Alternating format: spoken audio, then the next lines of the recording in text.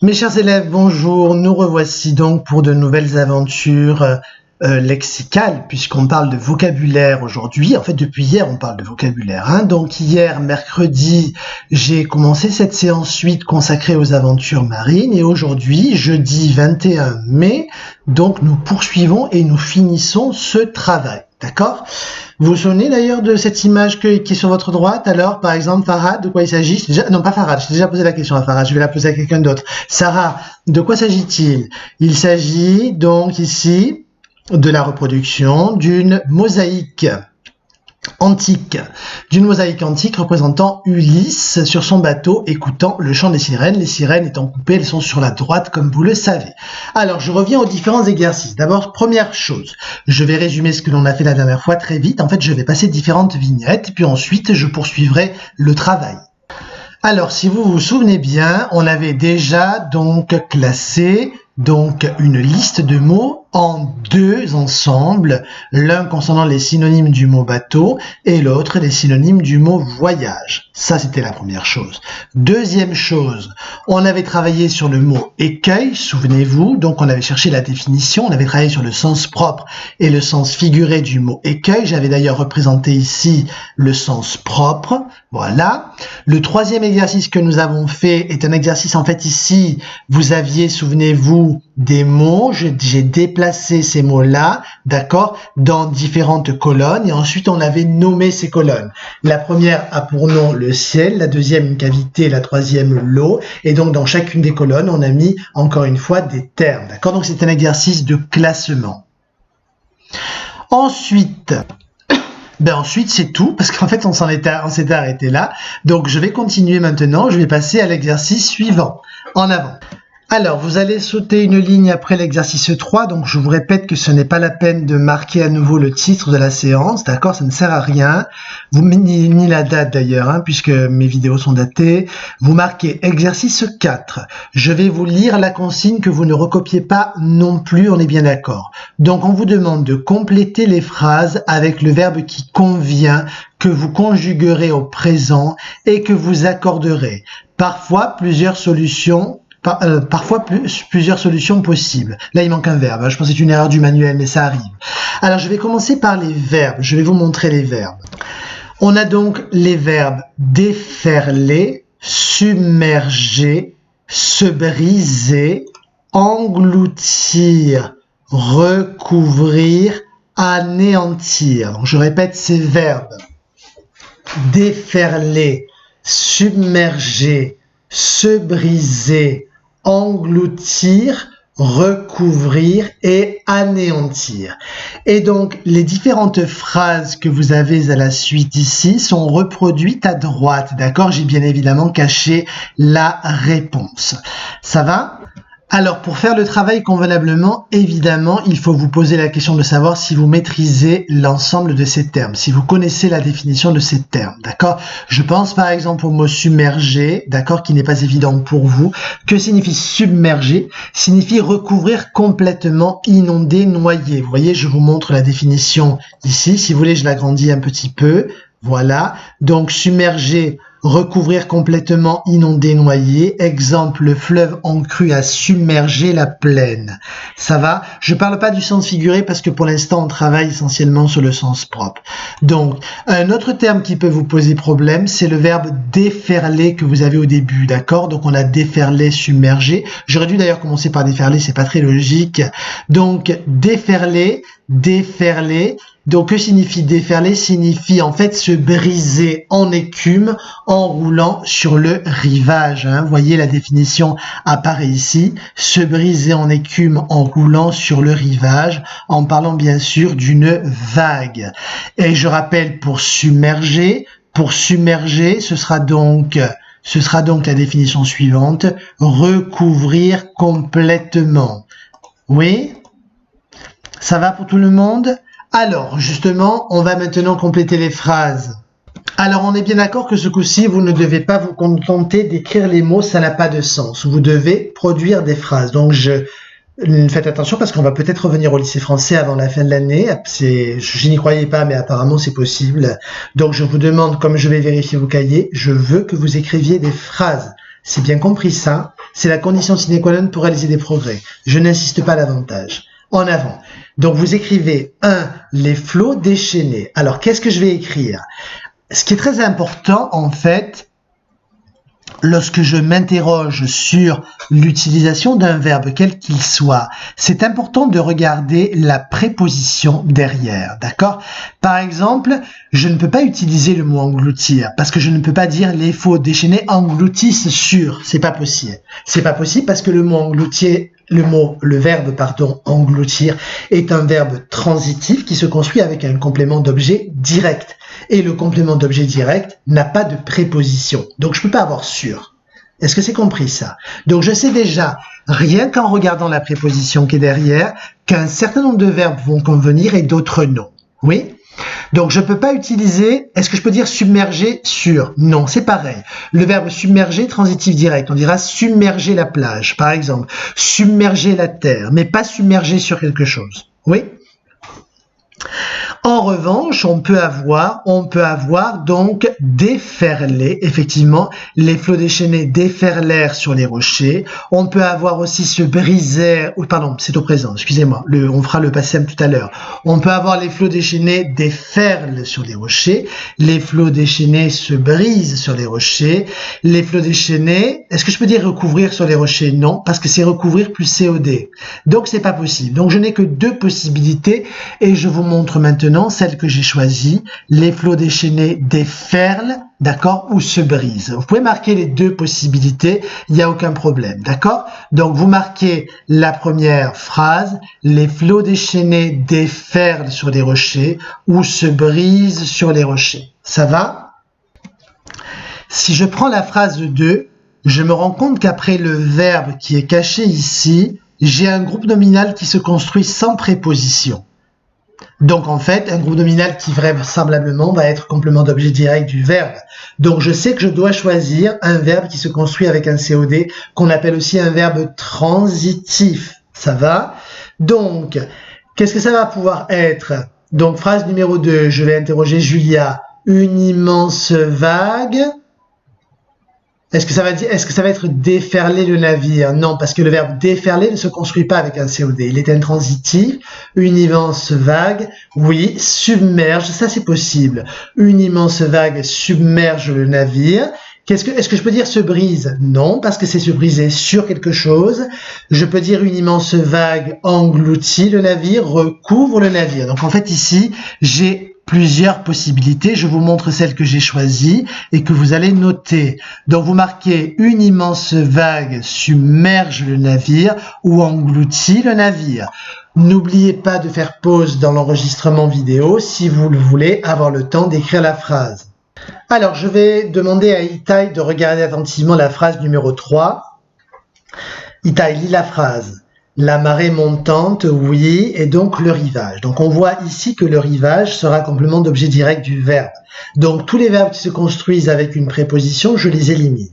Qu'est-ce qui me reste? Donc déferler sur, c'est pas bon. Submerger, c'est bon. On pourrait prendre submerger. Se briser, on dit se briser sur, donc c'est pas bon. Donc on a comme possibilité submerger. Engloutir, c'est bon. Recouvrir, c'est bon. Anéantir, c'est bon. Est-ce que la marée montante peut engloutir le rivage? Non, parce que engloutir signifie que le rivage, finalement, eh bien, comment dire, s'effondre, qu'il tombe. Le rivage ne peut pas tomber. Donc, vous voyez que, au-delà d'un certain nombre de contraintes liées à la syntaxe, au-delà d'un certain nombre de contraintes syntaxiques, le choix du vocabulaire va aussi dépendre du sens. Le choix du verbe dépend du sens. Donc là, par exemple, Itai, tu me dis la marée montante, tu as raison, recouvre le rivage, très bien. Donc marquez la marée montante recouvre le rivage. Elle ne peut pas non plus anéantir le rivage. Le terme anéantir est beaucoup trop fort pour parler du rivage, d'accord? La marée montante recouvre le rivage. Nous passons donc à la phrase numéro 4. Regardez, le verbe que l'on attend ici se construit avec une préposition qui est sur. Donc on va chercher les verbes qui se construisent avec sur. On a déferler, sur, se briser, sur. Et je crois que c'est tout. Submerger, non. Engloutir non plus. Recouvrir non plus. Donc on n'a que deux possibilités, effectivement. Déferler ou se briser. Donc le navire Le navire, évidemment, ne peut pas déferler. Pourquoi? Parce qu'un navire n'est pas une vague. Seule une vague peut déferler. Donc ici, on aura le navire se brise sur les rochers. Allez, on le marque en avant. Le navire se brise sur les rochers. Alors, je vais demander à Isaac. Isaac, tu vas me dire, donc dans la phrase numéro 5, donc quel verbe utiliserais-tu? Regarde, un fort coup de vent, la barque. Donc déjà, on est d'accord, tu as raison, on ne prend pas de verbes intransitifs. On va prendre uniquement des verbes transitifs, ce qu'on appelle un verbe transitif. Donc c'est un verbe qui se construit avec un complément d'objet direct.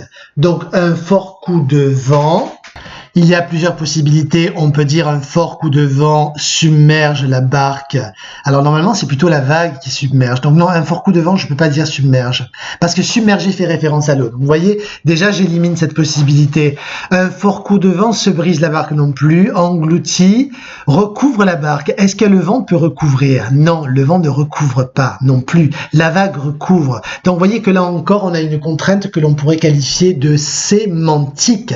C'est-à-dire qui dépend du sens. Hein. Donc en fait, je ne vois qu'une seule possibilité, c'est le verbe anéantir ici. Voilà, un fort coup de vent anéantit la barque. Ça va?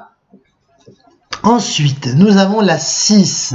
Alors, tiens, encore une fois, Isaac, parce que je t'interroge pas assez souvent, je trouve. Un paquet de mer. Alors, un paquet de mer, le pont du navire. Quand je parle d'un paquet de mer, je fais référence, bien sûr, à, comme, on va dire, je sais pas moi, comme un bidon d'eau, comme une grosse quantité d'eau. En fait, c'est ça que veut dire un paquet de mer, une très grosse quantité d'eau. Donc là, pour le coup, je peux utiliser le verbe submerger. D'accord? Je peux aussi utiliser le verbe recouvrir.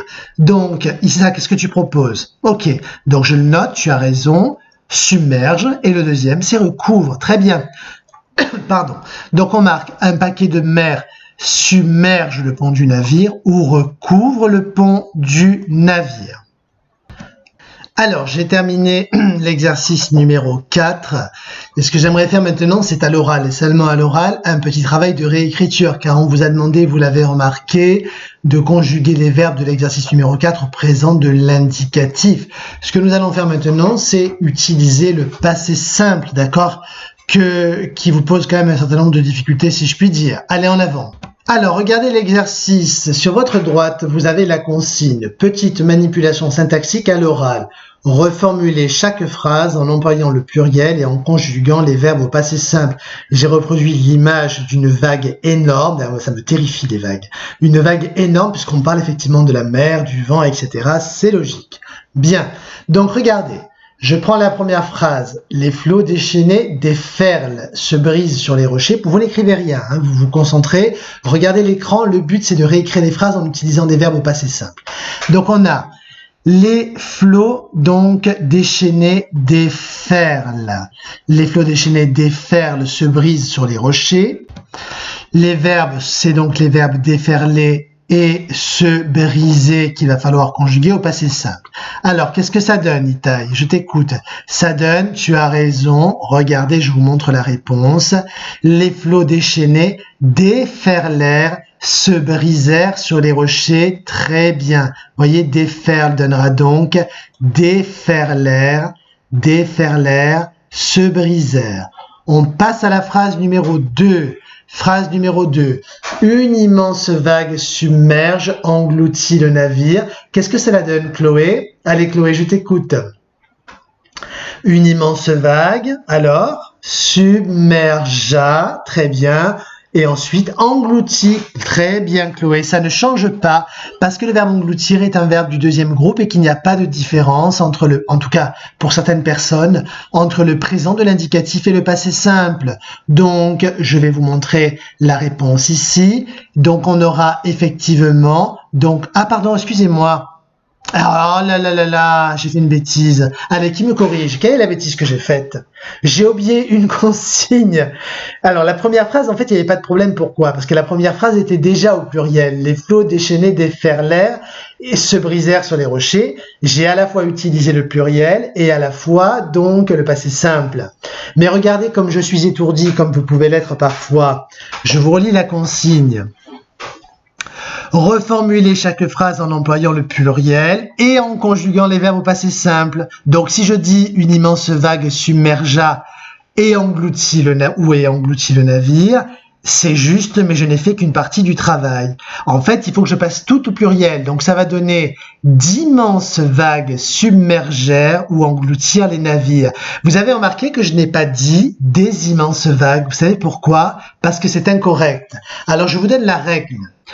Lorsque l'adjectif qualificatif est placé devant le nom, eh bien la préposition des devient de ou des apostrophes. Donc je répète, lorsque l'adjectif qualificatif, ici c'est immense, est placé devant le nom, en fait, la préposition des devient de ou des apostrophes. Ça va? Je vais dire par exemple de grands hommes et non pas des grands hommes. Ça va? C'est clair?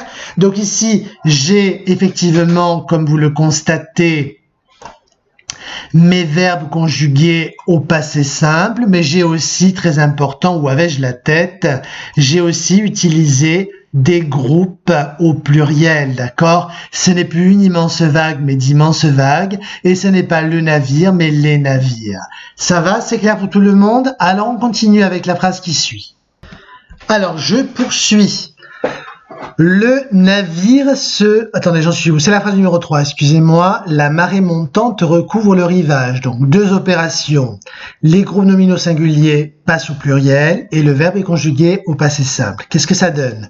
Ça va donc donner... Allez, par exemple, qui est-ce que je pourrais interroger? Je vais interroger Nino. Nino, ça fait un moment que je t'ai pas interrogé. Nino, la marée montante, qu'est-ce que ça donne? Ça donne les... Oui, très bien. Les marées montantes, très juste. Et donc, recouvre ENT, ce serait le présent, mais je veux le passé simple.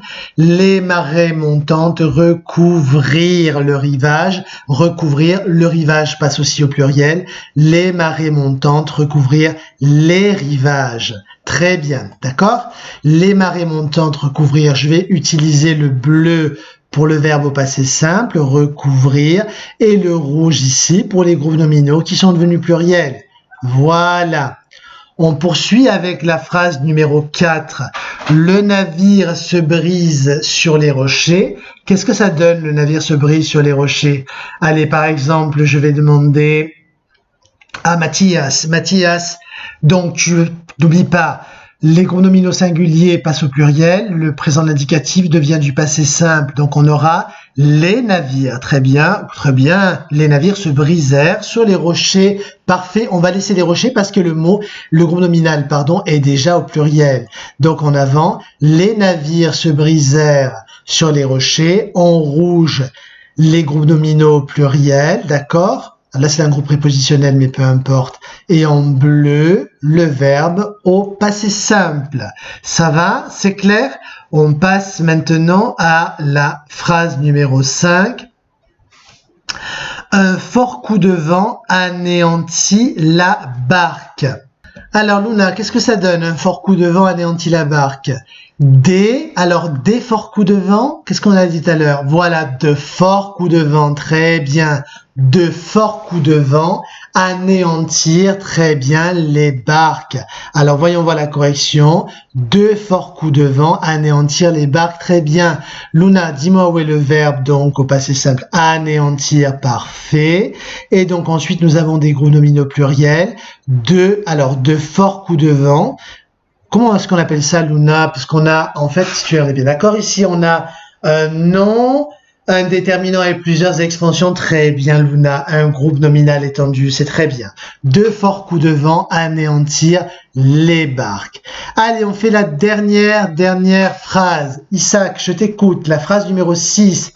Un paquet de mer submerge ou recouvre le pont du navire. Donc, on aura... Oui, des paquets de mer. En revanche, je peux pas dire des paquets de mer avec plusieurs mers, ça fait bizarre, hein. C'est uniquement le mot paquet qui va être au pluriel. Des paquets de mer submergèrent ou recouvrir le pont du navire. Parfait. Alors, voyons voir ce que ça donne. Donc, effectivement, j'encadre en rouge les groupes nominaux ici. au pluriel des paquets de mer, les ponts des navires. On a dit que nous avions ici des groupes nominaux étendus. Et ensuite, en bleu, je vais mettre donc les verbes qui sont au passé simple. Bon, ben voilà, on avance petit à petit. Vous voyez, cet exercice est terminé. On va donc passer au suivant. Alors, quand je vous dis de ne rien noter, ça ne veut pas dire que vous pouvez faire autre chose, hein, parce que c'est quand même intéressant ce qu'on est en train de faire pour que vous puissiez réaliser des progrès. Et puis, si jamais je donne un contrôle, parce que je vais forcément en donner un, évidemment, pour moi, les contrôles se font sur absolument tout ce que je peux dire dans le cadre d'une vidéo, c'est bien clair. Oui. Donc, cet exercice, par exemple, où il s'agit de transformer une phrase en utilisant le pluriel et le passé simple, eh bien, je pourrais très bien vous le donner en contrôle. Ça va? Allez, on passe à l'exercice suivant. Alors, vous allez donc sauter une ligne, vous marquez, s'il vous plaît, exercice numéro 5. Je vais vous lire la consigne de l'exercice. Dans ce nuage de mots, quels sont ceux petit a qui concernent un vent violent et petit b qui expriment le bruit d'un vent violent? C'est pas la même chose, d'accord? Alors évidemment, le nuage de mots que vous avez ici ne ressemble pas du tout à celui que vous avez sur le manuel, hein. Je l'ai un petit peu amélioré. Vous voyez, il y a des effets de couleurs, de dégradés. Enfin bon, passons. C'est pas ce qui est le plus important. Ce qui est le plus important, c'est que vous puissiez suivre. Alors voici les mots que je vais vous lire. Ouragan, bourrasque, zéphyr, fracas, tornade, cyclone, bise, brise, rafale, déferlement et vacarme. Donc, on va donc évidemment chercher la définition d'un certain nombre de ces mots dans le dictionnaire en ligne qui reste ouvert sur mon écran. D'accord? Alors, en avant. J'ai en fait regardé, pour vous simplifier la tâche, créé comme une sorte de carte mentale. D'ailleurs, vous savez quoi? Je suis en train de penser, ça pourrait être pas mal que vous fassiez exactement la même chose. C'est que vous allez représenter comme cela sur votre cahier un nuage dans lequel vous allez réécrire tous ces mots que je vous répète et ensuite on déplacera les mots ici, d'accord? Donc écrivez bien les mots suivants. Ouragan, bourrasque, zéphyr, attention à l'orthographe, fracas avec un S, tornade, cyclone, c'est un mot qu'on a déjà vu, je vous en reparlerai, bise, brise, rafale, déferlement, vacarme. Ensuite, vous allez représenter deux flèches, une flèche pour le type de vent et une autre pour le bruit d'un vent violent. D'accord? C'est clair. Donc, n'oubliez pas une fois de plus que vous pouvez faire pause dans l'enregistrement vidéo pour noter tous ces mots-là. Alors, en avant, c'est parti. Donc déjà, je vais regarder les mots que je connais, d'accord, et que je vais pouvoir placer. Par exemple, si je prends le mot tornade. Une tornade va désigner effectivement un type de vent, d'accord? Je vais donc le placer ici. Très bien. Est-ce qu'il y a d'autres mots que je connais qui va désigner en fait un type de vent? Par exemple, effectivement, un ouragan, c'est un type de vent aussi, très juste. Un ouragan. Si je parle ensuite d'une brise, une brise c'est un vent doux, je vais le mettre là, très juste. Ensuite, un cyclone, le mot cyclone, je vais forcément le placer. Pourquoi? À quel moment, dites-moi, est-ce qu'on a vu le mot cyclone? Bien sûr, quand on a travaillé sur le cyclope, vous vous souvenez, hein? Le cyclope, on a vu effectivement les termes formés à partir du mot kouklos en grec, d'accord, qui veut dire rond, et donc le cyclone fait partie de ces mots, très juste. C'est un type de vent que je vais donc placer ici. Très bien. Ensuite, il me restait les mots bourrasque, fracas, bise, zéphyr, rafale, vacarme et déferlement. Alors, je poursuis mon travail. Regardez, il y a un certain nombre de mots que je peux chercher dans le dictionnaire. Je pense au mot rafale, par exemple. Vous voyez ici, rafale, c'est un coup de vent soudain et brutal. Et regardez, en synonyme, on vous donne le mot bourrasque. Autrement dit, je fais d'une pierre deux coups. Deux mots sont définis, d'accord? Un coup de vent soudain et brutal, c'est à la fois une bourrasque et à la fois une rafale. Conséquemment, je vais placer à la fois bourrasque et rafale dans le type de vent, d'accord? Ici, on a deux coups de vent violents. Oui? rafale et bourrasque. Je poursuis avec, alors il n'y a toujours pas de mots pour le bruit d'un vent violent, je suis sûr que vous en voyez au moins un exact. Le vacarme est un bruit assourdissant et vous avez un autre aussi qui est le fracas. Très juste. On va chercher le mot déferlement, dans le dictionnaire. Donc j'appuie sur la croix ici, déferlement, oh là là, qu'est-ce que j'ai écrit? Déferlement, voilà, je clique, alors, synonyme, alors déferlement, action de déferler son résultat, un déferlement de haine. Donc en fait, qu'est-ce qu'il va falloir que je fasse maintenant? Que je cherche déferler, hein? Donc déferler. Déferler, se briser en écume en roulant sur le rivage, au figuré, se répandre comme une vague, les manifestants déferlèrent sur la plage. Donc déjà, je constate, après avoir lu la définition que propose le Robert, que le mot déferlement n'est pas véritablement approprié dans ce contexte. Je rappelle la consigne, il s'agit du vent. Le déferlement ne concerne pas vraiment le vent. Donc moi, ce que je propose, c'est que tout simplement, on le supprime. Voilà. Et il nous reste zéphyr et bise. Est-ce que vous savez ce que c'est que le zéphyr? Le zéphyr, c'est en fait une brise légère. Zéphyr désigne en fait un dieu de l'Antiquité gréco-romaine, d'accord, que je vous montrerai tout à l'heure. Hein. Je vous montrerai une image, effectivement, du zéphyr.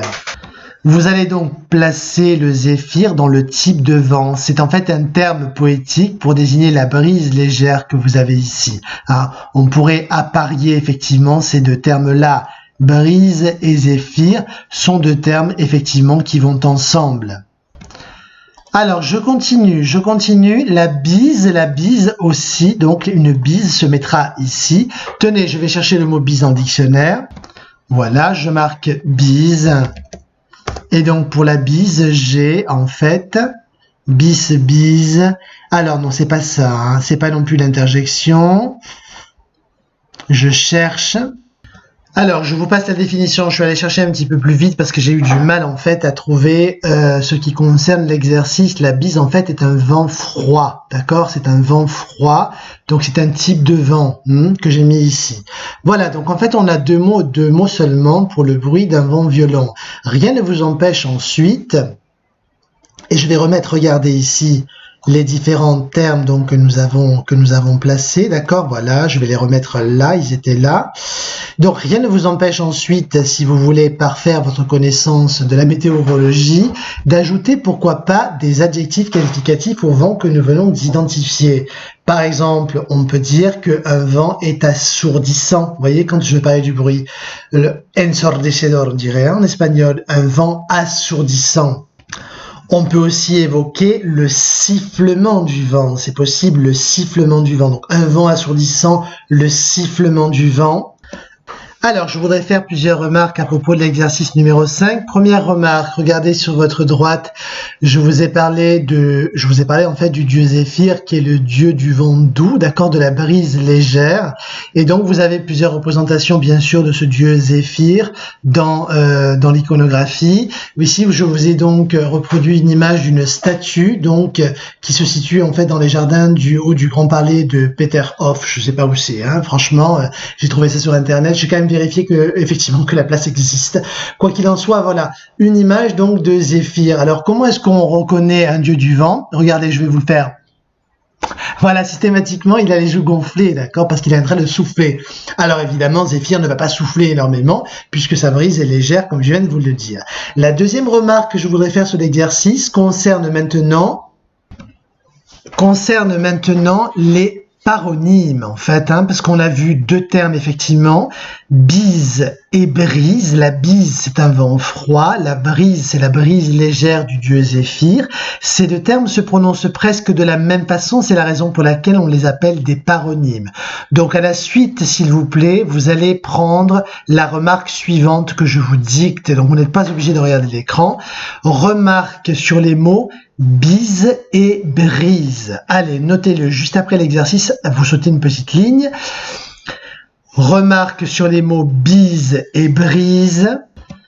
Alors, on appelle paronyme, vous avez écrit remarque sur les mots bise et brise, on appelle paronyme et vous encadrez le mot paronyme, on appelle paronyme des mots dont la prononciation est presque identique. Je répète, on appelle paronyme des mots dont la prononciation est presque identique. Exemple, locution et location. D'accord? Bise et brise, même chose. Je répète, on appelle paronyme des mots dont la prononciation est presque identique.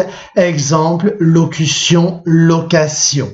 Alors justement, puisque l'on parle de la brise, regardez, l'exercice numéro 7 vous demande de trouver des adjectifs qui se rapportent à la brise et d'autres qui se rapportent à la tornade. J'ai ici créé une carte mentale, vous ne la reproduisez pas, hein.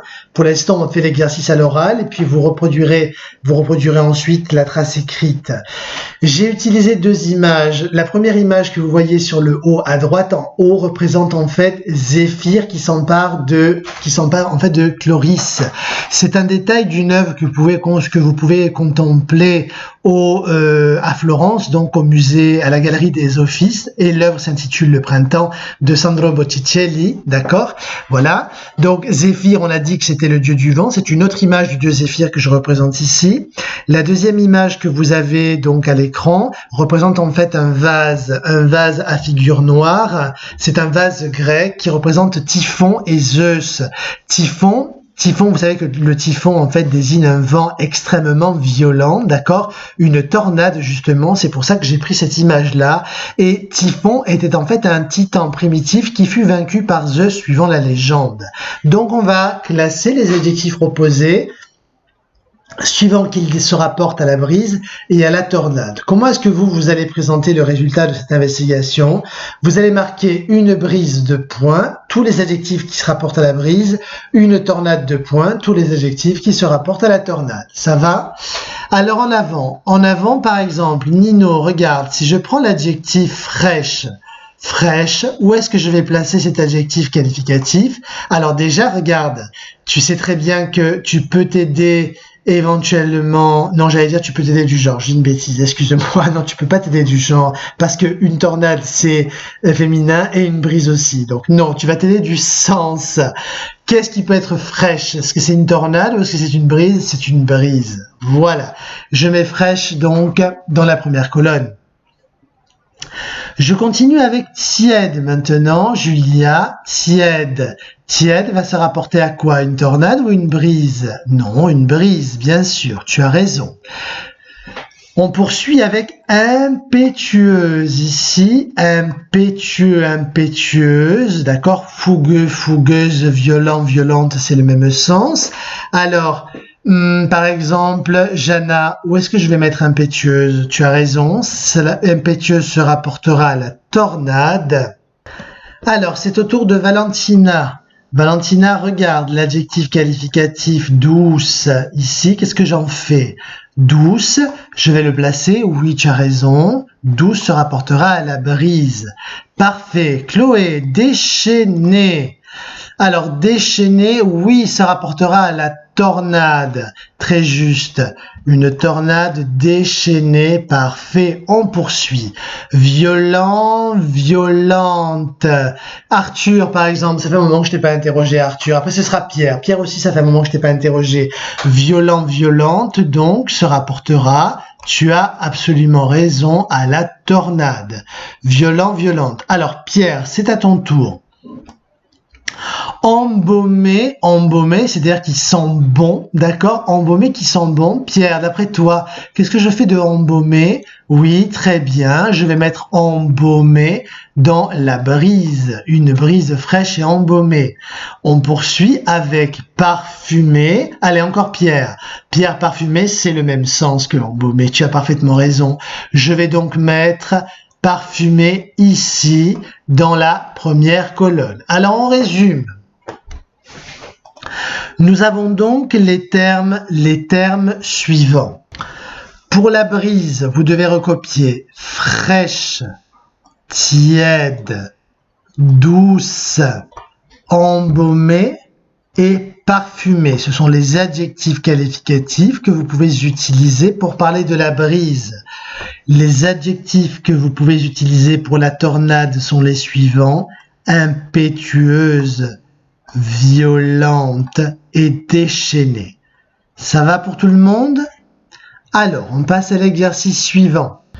Alors, à la suite de l'exercice, vous allez marquer petit b, d'accord? Regardez, je vous lis la consigne. Vous, ce que vous allez faire de votre côté, c'est que vous allez la résumer. Vous allez marquer un titre. Rédiger environ 5 lignes pour décrire une tempête en mer en utilisant le vocabulaire vu dans cette partie. Donc, je répète. Rédiger environ 5 lignes pour décrire une tempête en mer en utilisant le vocabulaire vu dans cette partie. Et vous, ce que vous allez faire, c'est que vous allez marquer petit b, rédaction. Et ça suffit, d'accord? Petit b, rédaction. 5 lignes. Pour ma part, regardez, je vous montre très vite ma rédaction. Hop, mais je la cache tout de suite. Pourquoi est-ce que je la cache? Parce que c'est à vous d'écrire. Je vous montrerai la rédaction tout à l'heure. Donc, vous voyez beaucoup plus que 5 lignes, mais c'est pas grave. Donc, jouez le jeu, s'il vous plaît. Jouez le jeu. Ne faites pas arrêt sur image.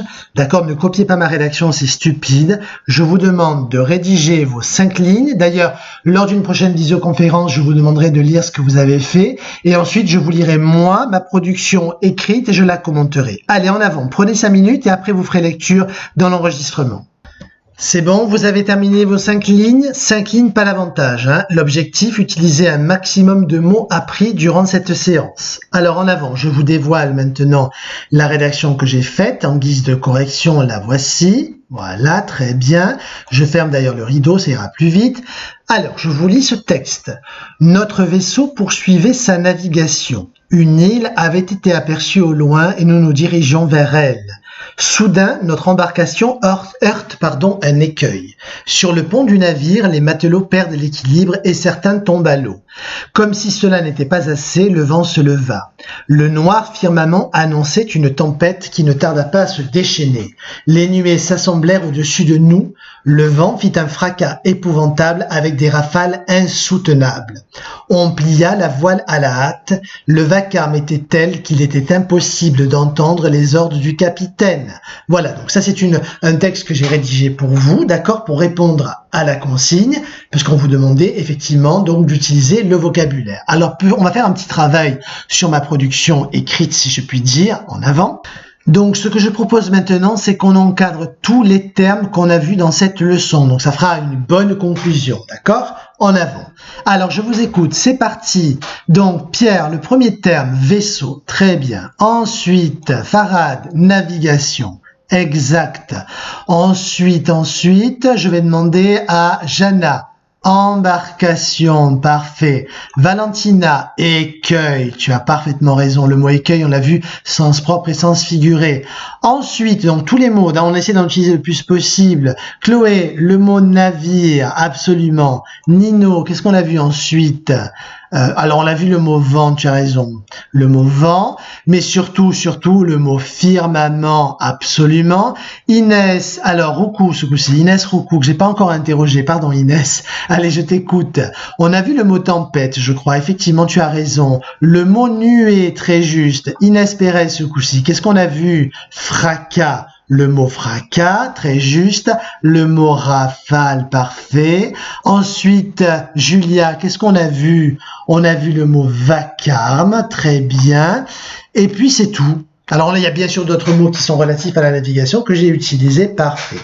Alors, on poursuit le travail. Je vais demander à Nicolas de repérer avec moi les termes qui se rapportent au bruit du vent. Nicolas, oui, le mot vacarme, très bien, et le mot rafale, parfait. Ensuite, je veux un mot qui se rapporte au ciel. Un mot qui se rapporte au ciel, par exemple, Chloé, firmament, très bien, Chloé. C'est tout, Chloé? Non, nuée, très bien, parfait. Vous avez bien retenu la leçon, c'est parfait. Un mot qui se rapporte maintenant à un rocher. Le mot qui se rapporte à un rocher, où est-il? Oui, c'est le mot écueil, parfait, Nino. Un mot qui se rapporte maintenant, en fait, qui va désigner qui va désigner le véhicule marin. Je sais pas comment dire les choses. Oui, pardon, excusez-moi, qui va désigner le bateau, tout simplement. Quels sont les mots qui désignent le bateau dans le texte? Alors, je vais essayer d'utiliser une autre couleur. Laquelle? Par exemple, je vais utiliser du bleu foncé, enfin du bleu roi. Le mot qui désigne le bateau, ce sera... Alors, qui c'est que je n'ai pas encore interrogé? Il y a plein de monde en fait. Olivier, je t'écoute. Le mot navire, très bien. Le mot navire désigne le bateau. Ensuite, embarcation, super. Ensuite, vaisseau, parfait. Et enfin, alors le mot navigation, non, d'accord? Le mot navigation désigne en fait, l'itinéraire. Donc vous voyez qu'en fait, vous voyez que je peux utiliser effectivement, un ensemble de mots relatifs à la navigation pour produire un texte. Est-ce que je suis le premier à faire ce genre de choses? Non. En fait, dites-vous que Homère a déjà fait la rédaction avant vous. Et avant moi, évidemment. Je chercherai pas à me comparer à Homère, loin s'en faut. Homère, effectivement, à un moment donné, vous vous souvenez, dans l'Odyssée, on n'a pas travaillé ce texte-là, je ne vous l'ai pas lu, mais peut-être que vous l'avez lu dans votre édition de l'Odyssée ou dans votre manuel. Homère, à un moment donné, évoque une tempête, parce que Poséidon est mécontent, d'accord, énervé, parce que ce maudit Ulysse a crevé l'œil de son fils Polyphème, et donc que fait Poséidon? Poséidon décide de déclencher une tempête abominable pour noyer Ulysse. Y arrive-t-il? Non. Voici le texte, je vais vous le lire et ce sera la fin de la séance. Alors, vous avez ici mon cher Ulysse qui a affronté les sirènes et donc je vais vous parler maintenant d'un autre texte qui s'intitule La tempête. Voici donc le début du texte. 17 jours, il vogua sur les routes du large. Le 18e enfin, les monts de Phéacie et leurs bois apparurent. La terre était tout près, bombant son bouclier sur la brume des mers. Or, du pays des Noirs, remontait le Seigneur qui ébranle le sol. Du haut du mont Solimne, il découvrit le large. Ulysse apparaissait voguant sur son radeau. La colère du dieu redoubla dans son cœur et secouant la tête, il se dit à lui-même: « Ah, misère! Voilà, quand j'étais chez les Noirs, que les dieux pour Ulysse ont changé leur décret. Il est prêt de toucher aux rives phéaciennes où le destin l'enlève au comble des misères qui lui venaient dessus.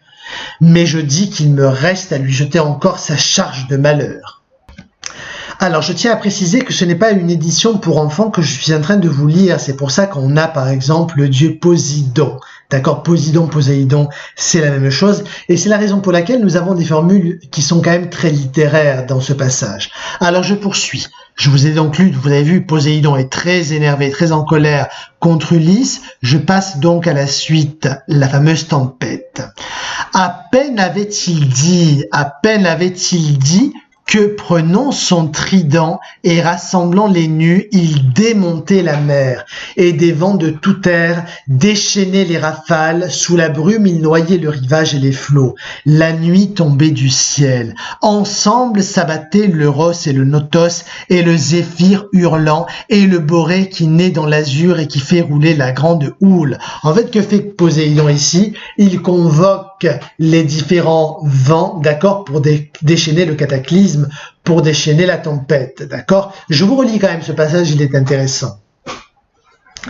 À peine avait-il dit que, prenant son trident et rassemblant les nus, il démontait la mer, et des vents de toute air déchaînaient les rafales sous la brume. Il noyait le rivage et les flots, la nuit tombait du ciel, ensemble s'abattaient l'Euros et le Notos, et le Zéphyr hurlant, et le Borée qui naît dans l'azur, et qui fait rouler la grande houle. Ulysse alors, sentant ses genoux et son cœur se dérober, gémit en son âme vaillante. « Malheureux que je suis, quel est ce dernier coup ?» À peine avait-il dit qu'en volute, un grand flot le frappait. Choc terrible, le radeau capota. Ulysse au loin tomba hors du plancher, la barre échappa de ses mains, et la fureur des vents confondus en bourrasque, cassant le mât en deux, emporta voile et vergue au loin en pleine mer. Lui-même, il demeura longtemps enseveli, sans pouvoir remonter sous l'assaut du grand flot et le poids des habits que lui avait donné Calypso la divine. Enfin, il émergea de la vague, sa bouche rejetait l'âcre écume dont ruisselait sa tête. Mais, tout meurtri, il ne pensa qu'à son radeau. D'un élan dans les flots, il alla le reprendre, puis s'assit au milieu pour éviter la mort, et laissa les grands flots l'entraîner çà et là, au gré de leur courant. Bon, je m'excuse, ma lecture n'était pas terrible. À un moment donné, j'ai fait une erreur au niveau de la ponctuation. Moralité, j'aurais dû m'entraîner à lire ce texte avant de le soumettre à votre attention. Comme quoi, un professeur de français n'est pas infaillible non plus. Comme j'étais en train de m'enregistrer, c'était pas possible de faire autrement. Peu importe, vous avez compris donc. Je voulais absolument terminer cette leçon de vocabulaire sur une petite touche culturelle et rappeler quand même que nous travaillons sur Homère et plus précisément sur l'Odyssée. D'accord? Alors, je vous souhaite une bonne journée et vous dis à très bientôt pour de nouvelles aventures lexicales et littéraires. Au revoir.